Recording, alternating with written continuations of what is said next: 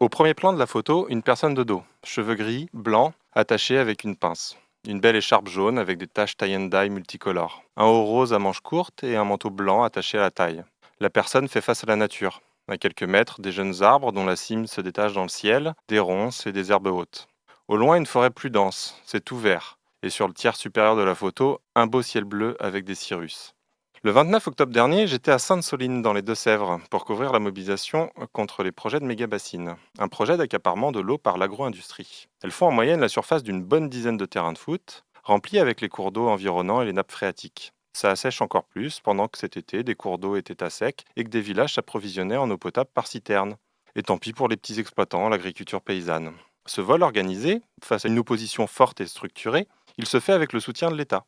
Samedi 29, donc, il y avait 1600 gendarmes mobiles et 7 hélicoptères. 1600 militaires et 7 hélicos pour défendre le braquage de l'eau.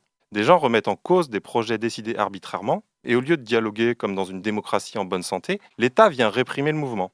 Forcément, avec autant de militaires, la répression a été ultra violente.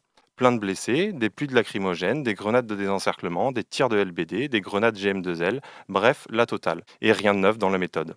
La grenade GM2L, c'est une grenade assourdissante et lacrymogène. Si vous êtes tout près, vous pouvez avoir des lésions auditives irréversibles. Si vous la confondez avec une lacrymo et tentez de la renvoyer, pouf, plus de main. Comme lors de la teuf à Redon en juin 2021.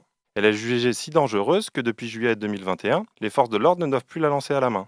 Elle est classée arme de guerre. Depuis 2020, elle remplace la Gli F4, jugée trop dangereuse aussi, qui, elle, succédait à la grenade OFF1, interdite suite au décès de Rémi Fraisse lors d'une mobilisation contre le barrage de Sivins.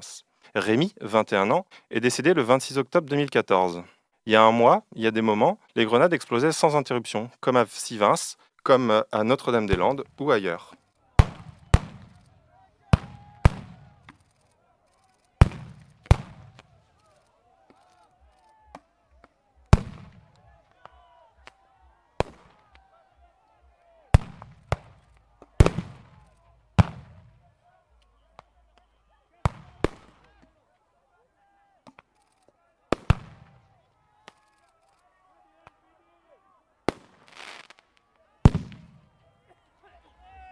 La grenade dans le dos, c'est ça que vous voulez? À nous. Rémi Fraisse est là. Rémi Fraisse est là. Rémi Fraisse est là. Rémi Fraisse est là.